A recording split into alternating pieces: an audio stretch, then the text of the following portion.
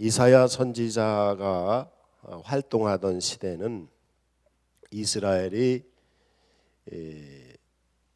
행악, 죄악으로 가득 차 있고, 그래서 나라 안에서 좀 서로 사는데 행복하지 못한, 요즘 우리나라 같이 국민들이 살기 힘든 그런 시대였습니다.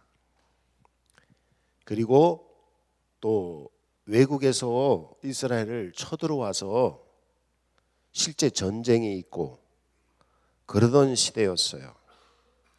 그때 하나님께서는 왜 국민들의 경기가 안 좋아서 삶의 환경이 이렇게 어렵고, 그리고 또 왜 외적이 쳐들어오고 이러느냐 하는 것을 이사야 선지자를 통해서 알려주셨습니다. 그래서 결국에 이사야 선지자가 활동한 후 한 100여 년 후에 이 유다 나라가 멸망을 합니다. 그 당시 우리나라처럼 남북이 갈라져 있었는데, 남쪽 나라 이름은 유다라고 불렀고 북쪽 나라 이름은 이스라엘이라고 불렀어요. 우리는 남쪽은 뭐라고 불러요? 대한민국이고 북쪽은 조선민주주의 하여튼 조선 북조선이라고 그러잖아요. 이게 그렇게 갈려 있은 거야. 그래서 근데 그때 마침 북쪽에 요새로 말하면 아마 시리아 정도 되는 것 같아요. 아수르라고 한 나라가 북쪽에서 침입해서 내려왔어요. 그래서 결국에 북쪽 나라 이스라엘 나라는 멸망을 합니다. 이사야 시대 때. 그런데 남쪽 나라도 쳐들어왔어요. 쳐들어왔는데 그 남쪽의 유다 나라를 다 쳐들어왔는데 수도인 예루살렘 성은 점령을 당하지 않은 거예요. 그래서 다 쳐들어왔지만 수도가 점령당하고 왕이 죽거나 항복을 하면 끝나는 거잖아요. 근데 수도가 점령당하지 않고 예루살렘 성이만 남아 있는 거예요. 그런 상황에 처한 거예요. 물론 이 이사야 선지자가 활동하셨을 때 후기에 이런 일이 일어났고요. 전기에는 또 다른 그런 일이 있지 않았죠. 하여튼 그런 시기에 이사야 선지자를 통해서 하나님께서 말씀하시는 겁니다. 이 이사야 선지서를 택한 것은 바로 우리나라가 처한 환경이 이사야 선지자 시대와 같아요. 그럼 이럴 때 하나님은 우리에게 어떻게 하도록 말씀하시는지를 이 성경을 통해서 우리가 발견할 수가 있습니다. 그래서 이제 이사야 선지를 우리가 읽게 되는데요. 오늘 이 성경에 보면 하늘이여 들으라, 땅이여 귀를 기울이라. 여기서 하나님께서 한탄하시는 것과 같은 느낌을 우리가 가질 수 있어요. 하늘이여 들으라, 땅이여 귀를 기울이라. 그러니까 하늘과 땅이 소리를 좀 들어라. 그래서 탄식하는 하나님의 음성을 우리가 볼 수가 있습니다. 하나님께서 말씀하시기를 내가 자식을 양육하였거늘 그들이 나를 거역하였도다. 부모가 자식을 잘 키워놨는데 자식들이 부모 쳐다보지도 않아요. 여기 어르신들이 많으시지요. 애지중지 잘 키워놨더니 어른 돼가지고 부모 쳐다보지도 않죠. 이제 지금 그런 상황인 것입니다. 근데 여기서 하나님은 아버지시고 이스라엘은 하나님의 자녀다라는 걸 여기서 설정을 하고 있습니다. 그래서 하나님은 우리 믿는 성도들의 아버지십니다. 그래서 예수님을 영접하면 하나님의 자녀가 된다라고 요한복음 1장 12절에서 말씀을 해요. 그래서 하나님의 자녀 되는 방법 어떻게 하면? 예수님을 영접을 하면. 예수님 오시옵소서, 내가 예수님을 믿습니다. 예수님이 내게 오셔서 나의 아버지가 되어 주십시오 라고 예수님을 영접하는 사람은 하나님의 자녀가 되는 겁니다. 그래서 하나님의 백성, 천국 가는 사람, 구원받는 백성 되는 것은 내가 예수님의 자녀 되겠습니다, 오십시오 하고 마음속에 예수님을 영접하면 천국 가는 겁니다. 할렐루야. 예수님 영접하면 그래 넌 내 자녀야 하고 되는 것입니다. 이제 예수님을 영접하는 여러분 되시기 바랍니다. 그래서 예수님을 영접한 사람들은 하나님이 나의 뭐예요? 아버지시요. 그래서 아버지를 잘 섬기는 거예요. 그래서 성경에 보면 부모에게 효도를 잘 하는 사람은 하나님께도 효도를 잘한다. 이렇게. 그래서 예수 믿는 사람들은 하나님을 잘 섬기는 것처럼 부모를 잘 섬겨야 된다. 이제 그런 말씀이 또 있어요. 또 그 다음에 성경에 보면 3절 성경에 보면 소는 그 임자를 알고 나귀는 그 주인의 구유를 알건만은 이스라엘은 하나님을 알지 못한다는 거예요. 여기서 소나 나귀는 주인을 알죠. 그죠? 그런 것처럼 이스라엘 백성이 하나님을 알아야 되는데 하나님을 모른다는 거예요. 여러분은 하나님 아십니까? 어느 날 하나님이 나타나셨어요. 기도하는데 하나님 나타나셨어요. 근데 하나님인지 아닌지 알아볼 수 있어요? 대답 못 하시네. 하나님을 아시는 여러분이 되시기 바랍니다. 하나님은 주인이시고 우리는 나귀나 소와 같이 하나님의 소유된 백성, 하나님의 종인 것입니다. 그래서 여기 성경에 보면 하나님은 나의 주인, 나는 하나님의 종. 그래서 우리가 기도할 때 주여 그렇게 기도하거나 아니면 주님 이렇게 기도하잖아요. 그 주님, 주여 거기에 뜻이 무슨 뜻인가 하면 하나님은 나의 주인이시고 나는 하나님의 종, 소유된 종입니다. 하나님의 도구입니다. 그런 고백입니다. 그래서 우리가 기도할 때 하나님이 제일 좋아하시는 기도가 있어요. 그게 뭐냐면 주여 나는 주님의 종입니다. 이걸 되게 좋아하셔요. 그래서 기도할 때 뭐 우리 주여 삼창합시다 그러잖아요. 주여 주여 주여. 이게 뭐냐면 나는 주님의 종입니다. 하나님 나의 주인입니다.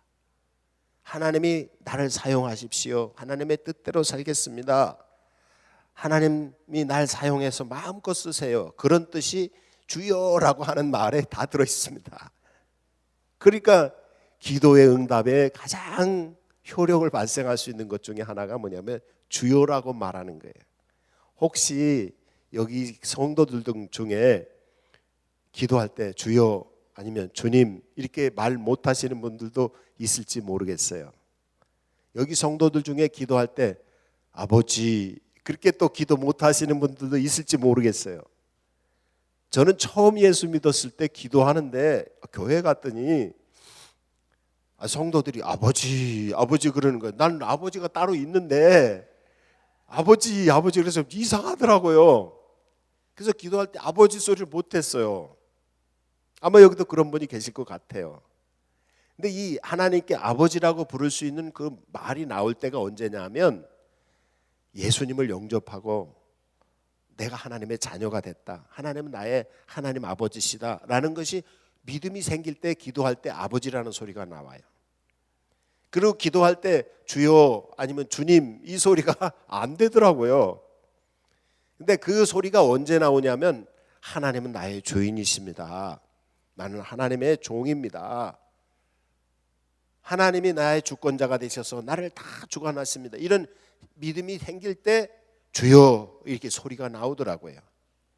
혹시 주여 아니면 아버지라고 부르시지 못하는 분이 계시다면 이 시간 예수님을 영접하심을 통해서 하나님의 자녀가 되시고 그래서 확신을 가지고 아버지라고 불러보세요.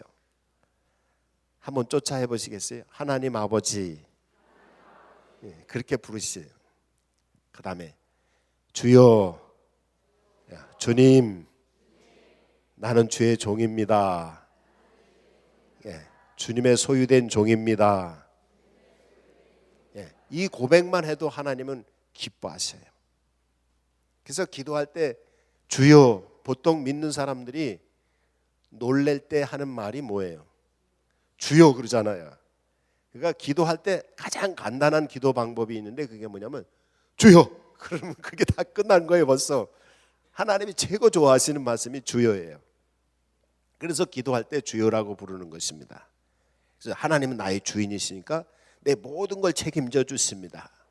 내가 사망의 음침한 골짜기로 갈지라도 해를 두려워하지 않을 것은 주께서 나와 함께 하시면. 왜? 나의 목자이시고 나의 주인이니까. 그러니까 하나님 책임져 주시는 거예요. 그래서 힘들 때 그냥 주여만 하세요. 기도 못 하셔도 괜찮으니까 주여. 그래서 주여를 많이 하세요. 기도 못 하시는 분들은 그냥 매일 주여, 주여 그렇게 하세요. 아셨죠? 네. 몸이 아플 때도 어떻게 하면 돼요? 주여, 주여. 주님, 나의 이 몸의 주인은 주님이십니다. 이 몸은 주님의 것입니다. 주님의 몸이니까 주님이 고쳐서 주님이 거룩한 도구로 날 써주세요. 그게 주여라는 마속에 다 들었습니다. 주여를 고백하십시오. 그런데 이스라엘 백성은 주인이신 하나님을 알아보지 못하고 깨닫지 못했다는 것입니다. 그래서 하나님은 슬프다라고 4절에서 탄식을 하세요. 그래서 하늘아 들어라, 땅아 들어라, 슬프다. 내 자식들이 아버지를 알아보지 못하고 내 종들이 내 하나님 주인을 알아보지 못하니 이 탄식 진짜 안타깝고 이 탄식이 나올 수밖에 없죠. 그렇죠?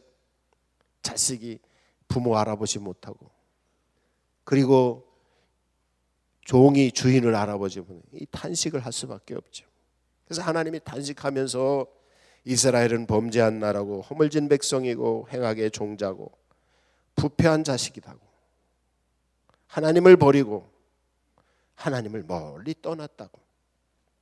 이제 이스라엘 나라가 전쟁이 오고 이스라엘 나라가 질병이 생기고 또 이스라엘 나라가 땅이 황폐해서 농사를 지어도 농사도 되지 않고 그랬어요. 그래서 이게 왜 그럴까? 사람들은 생각을 못했어요. 그런데 하나님은 이사야 선지자를 통해서 말씀하셨어요. 이 나라에 병이 많고 이 나라의 경기가 안 좋고 전쟁의 소식이 오고 이거는 다른 거 아니다.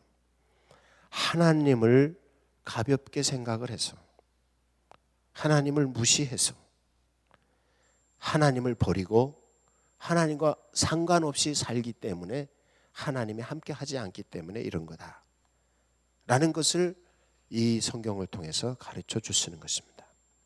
오늘 이 성경 중에서 4절 성경 중에 좀 우리가 잘 사용하지 않는 낱말이 있습니다.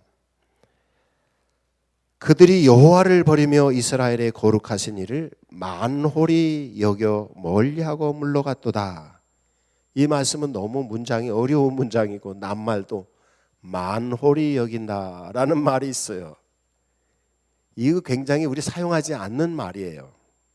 이 만홀히 여긴다는 게 뭐냐 하면 좀 가볍게 여긴다. 아니면 성경의 언어의 의미를 찾아보니까 무시한다, 비웃는다 그런 뜻입니다. 하나님을 가볍게 생각하고 하나님을 무시하고 하나님을 비웃어요. 원래 하나님의 자녀가 되고 하나님의 종이 된 성도들, 하나님의 백성이 된 성도들은 어떻게 해야 돼요? 하나님을 소중히 여겨야 되잖아요. 소중히 여기는 데서 더 지나쳐서 어떻게 해야 돼요? 하나님을 경외해야 되잖아요. 하나님을 경외하면서 하나님을 섬겨야 되는 거거든요. 그런데 하나님을 가볍게 생각하고 무시하고 비웃은 거예요. 이게 만홀히 여기는 것입니다. 그러니까 하나님이 하나님에 대해서 안중에 없어요. 안중에 하나님이 가볍게 하나님에 대해서 가볍게 생각하니까 하나님에 대해서 안중에도 없어요. 그러니까 자기 마음대로 막 행하는 거예요. 그게 결국에는 죄를 짓는 거라는 거예요. 이제 요즘 우리나라에서 무슨 적폐청산이니 뭐니 해서 막 하잖아요. 정권이 바뀔 때마다 그런 얘기 늘 나와요. 옛날에 군사 독재 시절에도 뭐라고 했어요. 정의 사회 구현 그래가지고 경찰서에마다 다 붙여놓고 막 길거리에 술 먹고 다니는 사람들 붙잡아서 다 삼천교육대 보내고 막 그랬잖아요. 근데 나중에 알고 보니까 그 정권이 부패 정권이었어. 요즘도 무슨 뭐 적폐청산이니 뭐 하잖아. 붙잡아서 뭐 가도 난리잖아요. 근데 수십 년 동안 그렇게 잡아 가둬도 왜 이 땅에는 계속 죄악이 있고 질병이 있고 전쟁의 소식이 있고 경기가 안 좋고 땅이 황폐한 거예요. 그렇게 해서 되는 게 아닙니다. 왜 사람들이 죄를 짓느냐? 하나님을 인정하지 않아요. 하나님이 살아계시는 것도 인정하지 않고 하나님이 살아계신 걸 믿는 성도들조차도 하나님을 만홀히 가볍게 생각을 하고 하나님을 무시해요. 그러니까 죄를 짓는 거예요. 저도 그렇고 여러분도 그렇고 하나님이 늘 내 안에 계시고 내 앞에 계시고 내 안에 계시고 하나님이 늘 계셔서 심판하시는 주님이 창조하시고 섭리하시고 구원하시고 심판하시는 주님이 만약에 내가 죄지면 심판받는다. 그래서 하나님을 두려워하면서 하나님을 잘 섬기는 이 경외하는 마음이 있으면 죄 못 져요. 죄 졌다가도 겁이 나가지고 하나님 나 살려주세요 하고 당장 회개해요. 그런데 하나님이 살아계시는 것을 이 나라 이 땅의 국민들이 인정하지도 않고 믿지도 않고 믿는다고 해도 하나님을 만홀히 여기는 거예요. 그러니까 믿는 사람도 계속 죄져요. 저나 여러분이나 다 같이. 그래서 여기 성경에 보면 질병이 오는 이유가 그랬다는 거예요. 그리고 가난이 오는 이유가 그랬다는 거예요. 전쟁이 벌어지는 게 그랬다는 거예요. 그것 때문에 그렇다는 거예요. 이제 오늘 이사야 선지자의 말씀처럼 우리가 뭐 적폐청산이니 뭐니 다 해도 안 되는 이유가 하나님을 인정하지 않는 데서 오는 거예요. 이 나라 이 백성이 이 국민이 이 나라가 정말 좋은 나라 되는 것은 하나님을 인정해야 돼요. 하나님이 살아계시고 하나님은 심판하시는 분이에요. 하나님이 심판하시는 것을 생각지 아니하고 하나님에 대해서 만홀히 여겨서 가볍게 생각하고 교회를 가도 그만 안 가도 그만 예수 믿어도 그만 안 믿어도 그만 이게 아니란 말이에요. 그게 아니라 하나님은 심판하시는 분이기 때문에 하나님 앞에 있어서 꼭 붙어 살아야 되고 하나님 떠나서 살면 우리가 살 수도 없고 또 하나님 앞에서 우리가 죄 지으면 우리는 벌 받을 수밖에 없다는 이 사실을 이걸 잊고 살아요. 이 포스트 모더니즘이라 그래서 20세기 후반부터 21세기에 이 세계를 지배하고 있는 사상이 있어요. 철학이. 그게 뭐냐면 다원화주의입니다. 옛날에는 흑백주의라 해서 옳고 그름이 확실합니다. 근데 요새는 옳고 그름이 확실하지 않아요. 다원화라는 게 뭐냐면 다 자기 나름대로 모양을 다 가지고 있다. 그런 뜻이에요. 그러니까 아주 그럴듯하게 좋은 뜻이에요. 그런데 문제는 뭐냐면 옳고 그른 걸 모르는 시대입니다. 이 시대는. 성경 말씀대로 살아야 된다. 이게 없는 시대예요. 그게 사회를 지배하고 있고 성도들의 마음을 지배하고 있어요. 그러니까 말씀대로 살고 하나님은 심판하시는 분이다. 이거를 몰라요. 왜? 하나님을 인정하지 않으니까 요즘 시대 사람들은. 하나님보다 사람이 더 먼저야. 사람보다 개가 더 먼저야. 이게 이렇게 돼가니까 막 엉망진창이 돼가는 거예요. 사람보다 돈이 먼저고 사람보다 기계가 먼저고 이렇게 돼버리는 거예요. 그러니까 원래는 누가 먼저 해야 되는 거예요? 하나님이 먼저 해야 되는 거예요. 하나님이 살아계셔서 심판하시고 세상을 창조하시고 세상을 섭리하시고 세상을 심판하시고 우리를 구원하시는 하나님을 최고로 섬기고 유일하신 하나님이기 때문에 그분만 앞에서 있고 그분 앞에서 두려워 떨면서 하나님을 경외하면서 그 무엇보다도 하나님이 먼저여야 되는 거예요. 그게 하나님을 경외하는 것인데 이스라엘 백성들이 하나님을 만홀히 여겼다는 거예요. 거기서부터 문제가 시작이 되는 것입니다. 이제 여러분, 날 중에 예배하러 오는 날을 무슨 날이라 그래요? 주일이라고 하잖아요. 왜 주일이에요? 주님의 날이에요. 이 날은 주일에 예배해야 돼요. 하나님께 11조를 드릴 때 왜 11조를 드려요? 하나님이 나의 주인이시니까 내 모든 것을 바칩니다 하고 그 일부를 10분의 1을 고백해서 드리는 거예요. 본족을 위해 새로운 TV가 나타났다. 무엇보다도 하나님의 말씀을 더 소중히 생각해요. 왜 그래요? 하나님이 나의 주인이시니까. 약정 없이 골라보는 여기서부터 인생이 제대로 되고 안 되는 것입니다. 우리가 보통 전도하거나 얘기할 때 믿는 성도들이 그래요. 예수 믿으면 복 받아. 예수 믿으면 잘 된대. 예수 믿으면 천국 간대. 근데 그렇게 말하면서도 믿는 성도들이 요새는 또 그런 소리도 잘 못해. 왜? 믿는 사람들이 안 믿는 사람들보다 더 못 사니까. 믿는 사람들이 안 믿는 사람보다 더 불행하니까. 교회 더 열심히 다니는 사람들이 열심히 안 다니는 사람보다 더 못하니까. 그러니까 그 소리도 못해 이제는. 왜 그러냐는 거예요. 그 이유가 있습니다. 하나님을 만홀히 여기서 그래요. 열심히 한다고 하면서도 자기 의의를 내세워요.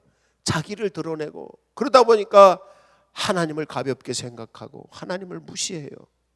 하나님을 무시하다 보니까 교회를 무시하게 되고 하나님을 무시하다 보니까 주의 종 목사를 무시하고 하나님을 무시하다 보니까 성도들을 무시하고 하나님을 무시하다 보니까 예배를 무시하고 하나님을 무시하다 보니까 성경 말씀을 무시해요.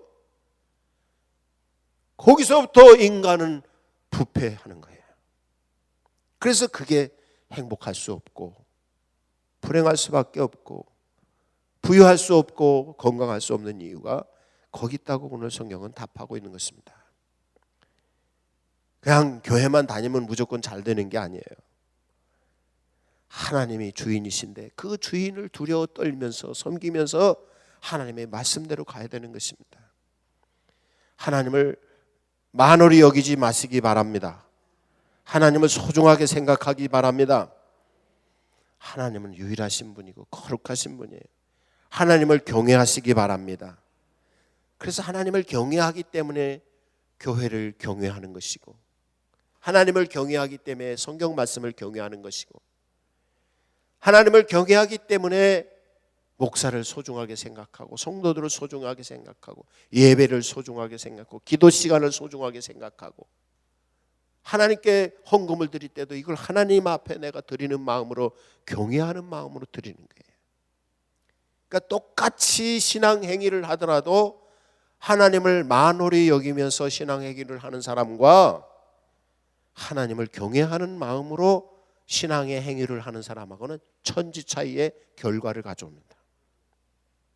여러분이 예배할 때 하나님을 경외하는 마음으로 예배하세요. 만홀히 여기시지 마시고 그럴 때 하나님이 오셔서 역사하세요. 이게 그렇습니다.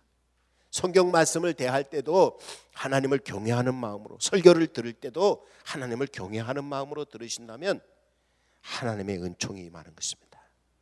믿는 사람들이 왜 행복하지 못하고 왜 믿는 사람들이 어려움을 당하는가? 답이 여기입니다. 하나님을 가볍게 생각하고 하나님을 무시하고 살기 때문에 그랬습니다. 예전에 보면은 그런 얘기들을 많이 해요. 믿는 사람은 그냥 막 해도 돼. 이건 정말 잘못된 말입니다. 믿는 사람을 막 하면 안 됩니다. 근신하고 삼가 행해야 됩니다. 성령의 열매 9가지 중에 맨 마지막에 절제라는 말이 있어요. 이게 뭐냐면 절제해야 돼요. 믿는 사람들은 절제해야 되고 성령의 열매 중에 양선이라는 게 있어요. 이게 양심껏 하는 거예요. 양심껏. 이게 믿는 사람들은 막 해도 되는 걸로 알고 있는데 그렇지 않습니다. 하나님이 살아계시고 그 살아계신 하나님 앞에서 우리가 양심껏 그리고 주님 앞에서 절제 행해야 됩니다. 그럴 때 하나님을 경외하는 마음이 나오는 것이지, 뭐 하나님 안 계신데 뭐 계신다 뭐 그러고 막 다니면서 우리 뭐 찬송 부르고 기도하고 뭐 그런 게 아니에요. 하나님 살아계신 분이, 그분이 우리 안에 역사하시고 우리 안에 함께 계시고 심판하시고 우리 인생을 좌지우지하시는 그분이시란 말이에요. 그 하나님 앞에 내가 있는데 함부로 행하면 안 돼요. 예배 시간에 함부로 하지 마시고요. 찬송 부를 때도 기도할 때도 함부로 행동하지 마세요. 여러분이 하나님 앞에 예배할 때도 함부로 하지 마세요. 거기서 문제가 되는 겁니다. 만홀히 여기는 거예요. 하나님을 경외하는 마음으로 두려워 떨며 주님 앞에 나가는 거예요. 예를 들어서 우리가 뭐 대통령을 만나러 간다든지 그러면은 어떻게 해요? 뭐 벌벌벌 떠는 거 아니에요? 그렇잖아요. 청와대 와라 그러면 청와대 들어갈 때 여러분 옷 잘 입고 뭐 들어가실 거 아니에요? 그냥 뭐 파자마 바람에 청와대 들어갈 사람 있어요? 추리닝 입고? 없잖아요. 하나님의 성전인 대통령보다도 더한 하나님이신 여호와 하나님께서 계시는 교회예요. 거기서 우리 차려입고 주님 앞에 두려워 떨면서 하나님을 만나러 가는 마음으로 교회에 오시고 거기서 예배하는 거예요. 그럴 때 하나님의 은혜가 임하는 거예요. 그러니까 우리 믿는 사람들이 잘못되는 이유가 뭐냐면 하나님을 가볍게 하기 때문이다. 만홀히 여기기 때문이다. 무시하기 때문이다. 안 됩니다. 하나님은 어디서나 계신 분이에요. 그래서 항상 깨어 있어서 근신하고 절제하고 조심스럽게 행동해야 됩니다. 이게 그리스도인의 모습입니다. 집에 있을 때도 하나님은 거기 계십니다. 직장에 있을 때도 하나님이 거기 계시고요. 교회 올 때는 말할 것도 없고 여러분이 어디 있어든지 무소부재하신 하나님이시기 때문에 하나님이 안 계신 곳은 없어요. 그래서 믿는 사람들은 항상 하나님 앞에서 지금 여기 하나님 계시지. 그래서 하나님 앞에서 근신하고 절제하는 마음으로 기도하고 경외하는 마음으로 사는 거예요. 그게 경건한 것입니다. 경건한 그리스도인 되면 하나님께서, 생명의 하나님께서, 축복의 하나님께서 여러분에게 복을 내려주실 것입니다. 그 믿음을 꼭 간직하고 계세요. 이스라엘 사람들이 그걸 버렸다는 거예요. 그래서 질병이 오고 나라가 전쟁이 일어나고 경기가 어려워서 살기가 어렵고 취직자를 구하지 못하고 이렇게 됐다는 거예요. 하나님을 만홀히 여겼다고 말씀하시면서 5절 성경에 보면 이런 말씀이 있습니다. 너희가 어찌하여 매를 더 맞으려고, 우리 속담으로 말하면 매를 벌어. 엄마들이 그런 얘기 많이 하잖아요. 너 매를 번다, 벌어. 계속 못된 짓 하면은 엄마들이 너 매를 벌어 막 이러잖아요. 지금 그 얘기입니다. 지금 하나님을 만홀히 여기고 죄를 지으면서 계속 죄를 짓고 하니까 잘 될 리가 없는 거죠. 그래서 여기 성경의 표현에 의하면 패역을 거듭하느냐라고 말씀을 합니다. 이 오늘 말씀의 키워드는 만홀히 여기다와 패역하다라는 두 말입니다. 패역이라는 게 뭐냐 하면 순리대로 살지 않고 순리를 거슬려서 영리로 산다. 다른 말로 성경적으로 표현하면 패역이란 말은 진리 가운데로, 하나님의 말씀이신 진리 가운데로 살지 않고 하나님의 말씀을 거스려서 산다. 그런 뜻이 패역이라는 뜻입니다. 그러니까 하나님을 만홀히 여겨서 가볍게 생각하니까 하나님의 말씀인 진리 가운데로 살지 않냐고 진리를 거슬려서 사는 거야. 그러니까 일이 될 수가 있어요. 그렇잖아요. 세상에는요, 돈을 많이 버시기를 원하시는 분은요, 돈을 많이 벌 수 있는 그 순리, 이치가 있습니다. 돈을 많이 버시는 분들은 돈을 많이 버는 그 이치를 알고 있습니다. 그걸 모르면 죽었다 깨어나도 돈 많이 못 봅니다. 건강한 분은요, 몸이 건강해지는 그 이치, 그 생리를 알아요. 그게 건강을 유지하는 겁니다. 근데 건강하지 못하신 분들은 몸이 건강해지는 이치를 몰라요. 그래서 자꾸 병드는 거예요. 이게 그런 거예요. 행복하게 사는 사람은 어떻게 하면 행복하다는 걸 알아요. 근데 그걸 모르니까 불행해지는 거예요. 그걸 모르는 게 뭐냐면 말씀을 모르고 진리를 모르고 거꾸로 사는 거예요. 그게 영리, 다시 말하면 이게 패역한 겁니다. 이렇게 생각하면 돼요. 우리 고향에서 저기 어릴 때 소양강가에서 살았는데 지금 소양강 댐이 있어가지고 그 고향이 없어졌는데 이 소양강가에 있을 때 친구들하고 여름에 수영하러 강에 가면 친구들 중에 수영을 잘하는 친구들은요 먼 데는 한 100m 정도 돼요. 폭이 보통 한 5, 60m 돼요. 근데 거기를 수영을 해서 막 건너가요. 근데 물살이 세거든요. 그래서 그거 어떻게 가냐 그랬더니 가르쳐 주더라고. 저기 높은 데 가가지고 물살이 이렇게 흘러가는데 높은 데서 물이 흘러가는 걸 이렇게 떠내려가면서 저쪽으로 건너가는 거예요. 그러면 힘이 안 들다는 거야. 그리고 또 어떤 친구가 팁을 하나 주는데 중간에 바위가 하나 있대. 가다 힘들고 그 바위에서 발을 딱 얹고 좀 서서 쉬어서 한참 쉬었다 가면 된대. 그래서 저도 어릴 때 한번 해봤죠. 그랬더니 되더라고. 물결 타고서 이렇게 샥 가서 대각선으로 가니까 그 먼 몇십 미터 되는 그런 강도 건너가게 되더라고. 가다가 힘들면 또 돌이 하나 있어 바위가. 그 바위에서 딱 쉬어가지고 좀 숨 좀 돌려가지고 또 다시 가니까 떠내려가면서 가니까. 근데 이 모르는 친구들은 거꾸로 가는 거예요. 물살이 내려오는데 거꾸로 영리. 패역한 게 뭐냐면 하나님이 진리 가운데 하나님의 역사를 움직이고 계시는데 그걸 거꾸로 거슬러 가는 거예요. 진리의 말씀이라는 건 세상을 사는 방식이에요. 진리라는 거는 참된 이치. 하나님의 진리, 참된 이치를 따라서 살면 인생은 쉬워요. 물결 따라서 같이 이렇게 가면 좀 멀어도 건너간다고 강을. 근데 물결을 거슬려서 진리를 거슬려서 패역해가지고 거꾸로 가려니까 힘은 들면서도 가지는 못하는 거예요. 많은 사람들이 인생에 실패하는 이유는 이 패역해서 그럽니다. 하나님의 진리의 말씀을 알지 못하고 세상의 이 순리를 몰라요. 세상의 이치를 몰라요. 세상이 돌아가는 생리를 몰라요.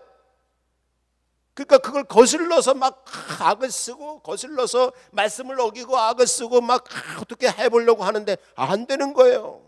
이치를 모르니까. 진리를 따라가면 은혜 가운데 수월하게 갈 수가 있는데 진리를 깨닫지 못하니까 패악한 길로 가서 거꾸로 인생을 사는 거예요. 거꾸로 인생 사지 마시기 바랍니다. 그게 패역한 겁니다.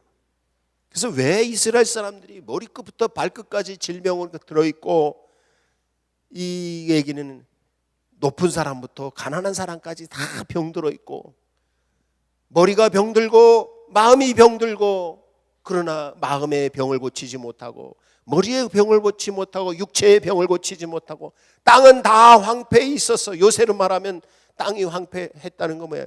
경기가 불황이에요.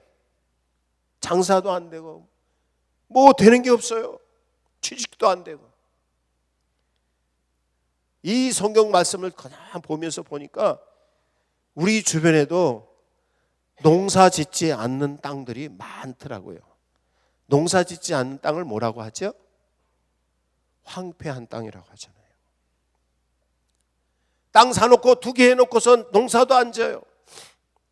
교회 옆에도 그런 땅이 있어요. 뭐 기계로 갖다 다 뒤집어 엎어놨어 땅을. 그리고 땅이 황폐해지죠. 이게 그런 거예요. 그러니까 우리가 생각이 영혼이 잘못된 거예요. 하나님을 경외하고 진리를 따라서 하나님이 주신 땅에서 곡식을 거두고 이 순리를 따라 살아야 되는데 하나님도 인정하지 않지만 하나님을 믿는 사람들조차 하나님을 가볍게 생각해서 만홀히 여기고 그러다 보니까 패역해. 진리를 거슬러서 살아. 그러니까 뭐 되는 게 없는 거야. 뭐 나름대로 무슨 적폐청산을 하느니 정의를 구현하느니 난리를 하지만 한쪽에서는 또 죄 짓는데 뭐 무슨 김영란법인가 뭔가 만들어 놓고서는 그거 만든 대통령하고 다른 중요한 장관들이 그 옆에서 또 따로 죄 짓고 있었는데 뭐 이게 뭐예요 이게? 그 이유는 하나님을 두려워하지 않기 때문에, 하나님을 경외하지 않기 때문에. 하나님은 낮이나 밤이나 우리를 보고 계시고 지키시고 계시는 분이십니다. 하나님 앞에 하나님을 경외하는 마음으로 사시기 바랍니다. 그리고 패역한 길로 가지 아니하고 하나님의 말씀, 진리의 말씀대로 순리로 가세요. 하나님의 말씀을 거슬러 가지 마세요. 하나님의 말씀은 지키기가 어려우니까 아니에요. 하나님의 성경 말씀이 지키기가 어렵다는 것은 그 말씀을 지키기가 어려운 사람은 자기가 지금 잘못된 겁니다. 내가 잘못됐기 때문에 하나님의 말씀을 지금 못 지키는 거예요. 하나님의 말씀대로 살면 돼요. 저는 지난 6월 달에 미국을 가고 캐나다를 여행을 하면서 한 3주가량 가까이 갔다 왔잖아요. 제가 가서 수많은 충격을 받은 것 중에 하나가 뭐냐면 거기는 농사를 짓는 분들이 많다는 사실이에요. 보통 여행 다니면 도시에서 유명한 데만 가잖아요. 근데 저는 선교사들 고향 찾아가고 또 부흥운동을 일으켰던 유명한 목사님들 고향을 찾아가고 이러다 보니까 시골을 찾아갔어요. 시골 교회를 찾아가고 차를 몰고 이렇게 가는데요. 그 넓은 벌판이 농사를 다 잘 짓는 거예요. 우리나라는 차 타고 가다 보면 농사 안 짓는 데가 많잖아요. 근데 그 나라는 그 잘 사는 나라인데도 그 벌판에 밭을 잘 트랙터로 갈고 보통 막 몇천 평씩 몇만 평씩 되는 거를 한 사람이 다 집들도 한 집이 보통 1,000평 이상 2,000평 정도 집 주변을 자기 땅이에요. 근데 거기에 다 잔디 깔고 나무 키워놓고 이렇게 살아요 보니까. 그래서 내가 그 나라가 선진국이고 잘 사는 이유를 알았어요. 땅을 잘 가꾸는 거예요. 황폐한 땅이 없어요. 제가 가보니까. 우리나라는 무조건 땅 투기하고 돈 벌고 돈 있는 사람들이 농사질 생각은 안 하고 이러잖아요. 그러니까 땅이 다 망가져버리는 거예요. 이게 황폐한 겁니다. 다른 게 황폐한 게 아니고. 우리가 하나님 두려워하는 마음 가지고 경외하는 마음 가지고 하나님을 만홀히 여기지 않고 하나님을 경외해야 됩니다. 이 민족이 되려면. 그리고 패역하지 말고 하나님의 말씀인 진리 가운데 들어와서 하나님의 순리대로 살아야 돼요. 그렇게 되면 됩니다. 이제 오늘 하나님이 우리에게 이 답을 주셨습니다. 하나님을 만홀히 여기지 말 것, 하나님을 경외할 것, 패역한 길로 가지 말 것, 하나님의 말씀인 진리 가운데로 말씀에 순종하면서 갈 것. 그러면 하나님이 되는 것입니다. 주님의 은혜가 우리 안에 임하기를 원합니다. 이 시간 각자 기도하시기 바랍니다. 말씀 가지고 두 가지 기도하십시오.